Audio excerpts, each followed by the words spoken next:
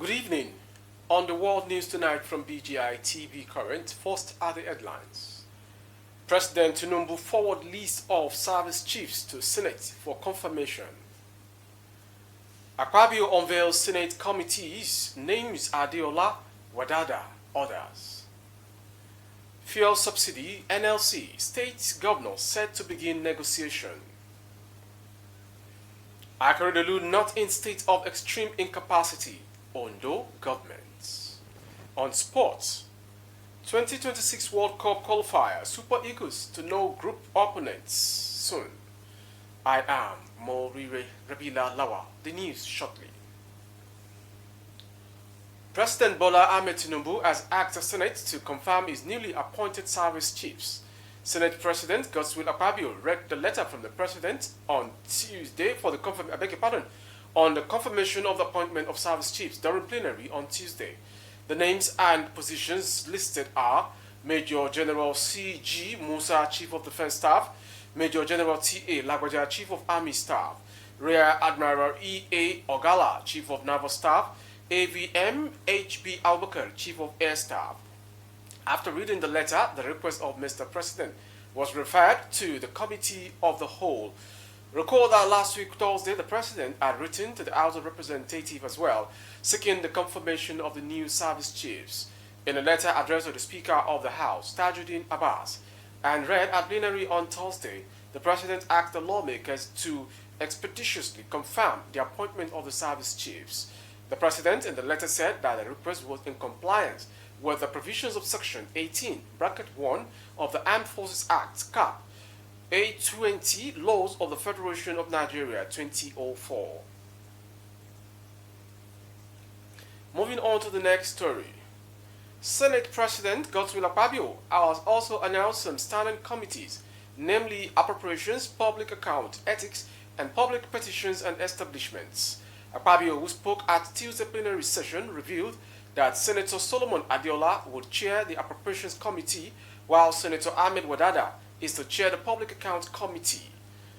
He said the service chiefs would be screened by the entire Senate in the Senate chamber on a yet-to-be-announced date. Last week, the President similarly asked the House of Representatives to confirm the newly appointed service chiefs, while the Speaker Tajuddin Abbas read the President's letter at an open plenary session. On June 19, Tinubu replaced all service chiefs with immediate effect. The outset service security chiefs included retired Major General Babagana Mongunu, National Security Advisor, Lucky Irabo, Chief of Defense Staff, Farouk Yahya, Chief of Army Staff, Awal Gambo, Chief of Naval Staff, and Isiaka Amoho, Chief of Air Staff. The new appointees include Nuhu Ribadu, National Security Advisor, Major General Christopher Musa, Chief of Defense Staff, Major General Taurid Lagwaja, Chief of Army Staff, Rear Admiral Emmanuel Ogala, Chief of Naval Staff, and AVM Asan Albukar, Chief of Air Staff. The new office holders have since resumed in an acting capacity, awaiting confirmation by the National Assembly. Moving on to the next story. A few weeks after the removal of fuel subsidy by President Bola Ahmed Tinubu, some state chapters of the Nigerian Labour Congress have commenced moves to negotiate with respective state government on ways to cushion the effect of the removal of subsidy. This is as organized labor at the national level vowed to ensure strict compliance with agreements reached in the states.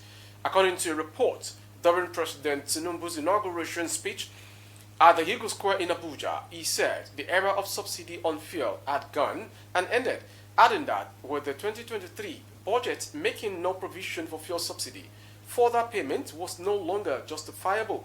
The organized labor has been engaging the federal government to provide palliative measures to cushion the effect of subsidy removal on workers. Moving on to Ondo State. The Ondo State government has dismissed and condemned a remedial report credited to the chairman of the All Progressive Congress APC, Abdullahi Adamu, that the state governor, Rotimi Akeredolu, is in state of extreme incapacity and hospitalized. Condemning the report in a statement, the State's Commissioner for Information and Orientation, Mrs. Bamidele Ademola Olateju, described the report as not only malicious and mischievous, but wicked and insensitive reportage sponsored by desperate politicians. It will be recalled that a national newspaper reported that the APC chairman, Adamu, during a meeting with APC state chairman, declared that Aileen Akeredolu was incapacitated and hospitalized.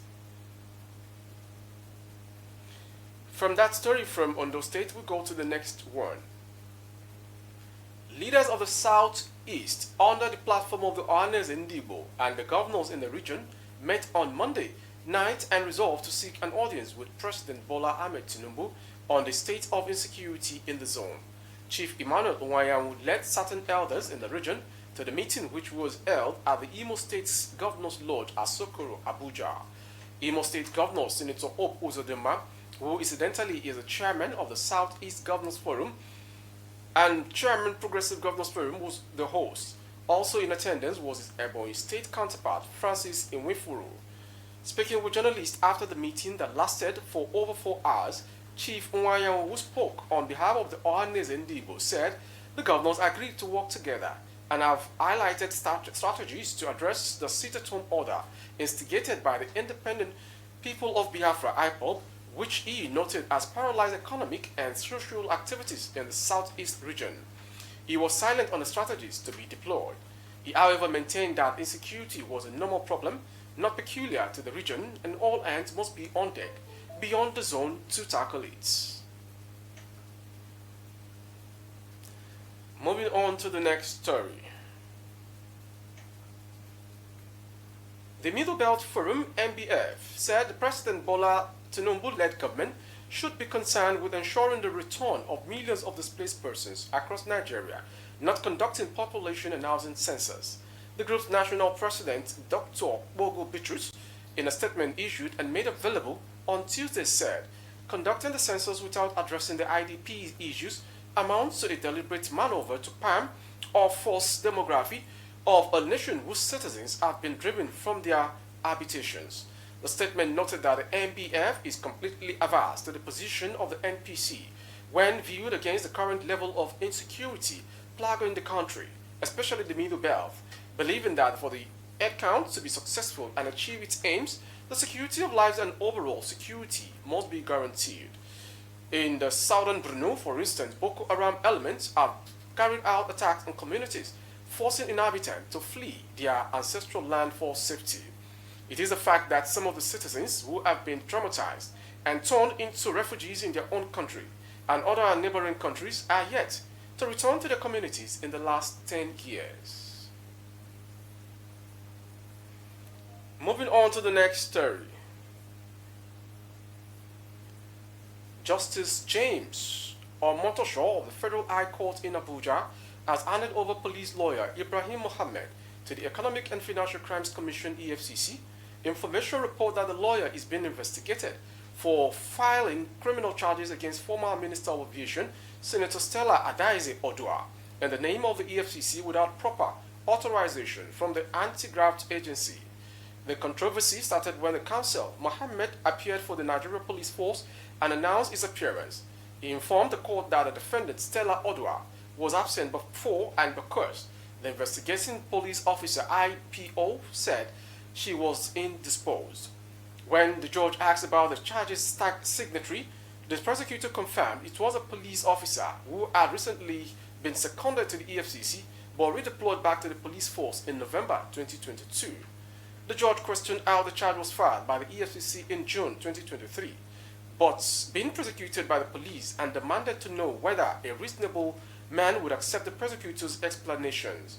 The judge ordered the anti-graft agency to investigate the prosecution counsel and scheduled a follow-up hearing. Additionally, the counsel, Ibrahim Mohammed, was directed to report to the EFCC. The former aviation minister was taken to court over an 8-count criminal charge at the Federal High Court in Abuja. The charges filed on Monday, June 26, included allegations of document fabrication, conspiracy to commit a felony, and other offenses. From that story, we go to the next one. Suspected diarrhea outbreak has killed at least 30 children and left 42 at the isolation center of the specialist hospital in Potiskum, local government area of Yobe State. Tenderi Misau Road, Sabuwar Secretariat, Arikime, Raminkukasa, Boria, Ngwanda, and Texaco quarters are the most affected area, information can report. A source at the isolation center of the specialist hospital in Pottiscombe revealed that they are faced with inadequate drugs to contain the situation. The source said so far about 46 cases have been admitted with more than 5 casualties. Moving on to the foreign story. Russia attacked Kiev in an overnight drone strike, causing minor damage, authorities said Tuesday, as NATO leaders prepare for a summit focused on supporting Ukraine against Moscow's invasion. The enemy attacked Kiev from the air for the second time this month, Kiev's military administration said on its Telegram account. The attack used Iranian-made Shahed explosive drones launched from the south, it said, likely from Russia's Krasnodar region. All detected air targets moving in the direction of Kiev were destroyed by the forces and means of our air defense, it added, without specifying how many drones had been downed. Kiev's Interior Ministry said drone wreckage had been located at an undisclosed location in the Kiev region. In case you're just joining, you are watching the world news from BGI TV Current. Before we go, the sports story. Super Eagles of Nigeria will on Thursday know their opponent in the qualifiers of the 2026 FIFA World Cup draw bid for Abidjan, Cote d'Ivoire.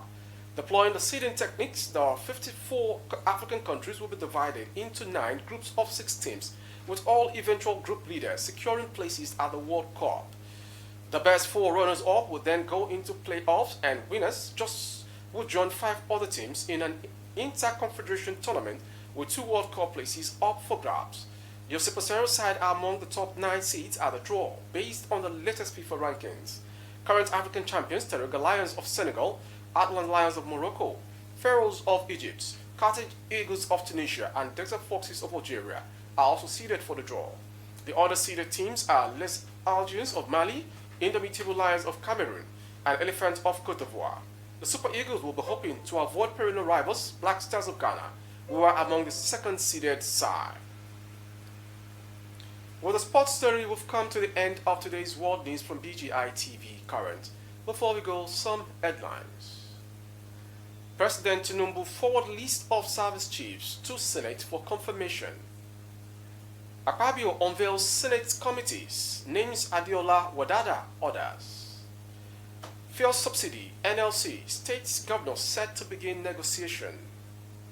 We also brought to you Akeredolu not in state of extreme incapacity, Ondo government. On sports, Super Eagles to know group opponents soon. Thank you for watching. We appreciate you. For more updates of our broadcasts on YouTube, our handle is BGI TV Current. Kindly subscribe and click on the notification bell. Select option all to access all of our broadcasts. On Facebook, Bagede Imo with Alawi Adebayo. Please like and follow the page. For advert placement of your goods and services, coverage of events and functions, please dial the phone number streaming on your screen for advert placement only. Thank you for watching. I am Mori Rabila Lawa. Good evening.